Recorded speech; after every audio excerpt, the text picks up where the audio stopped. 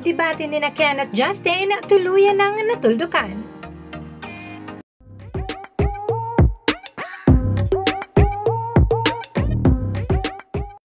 Remember this debate sa pagitan ng dalawang bunso, sina Justin at Ken, kung ano nga ba ang unang pinangalanan ng orange, ang prutas ba o ang kulay?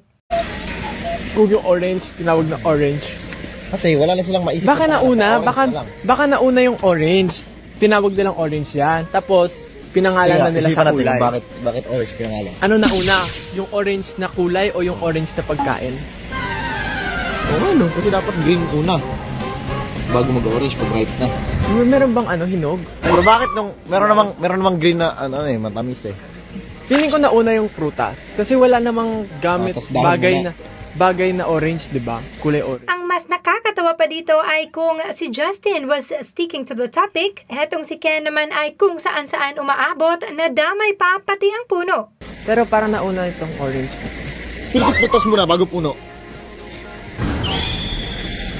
Sasapok ko to si Ken eh. Sasapok ko to eh.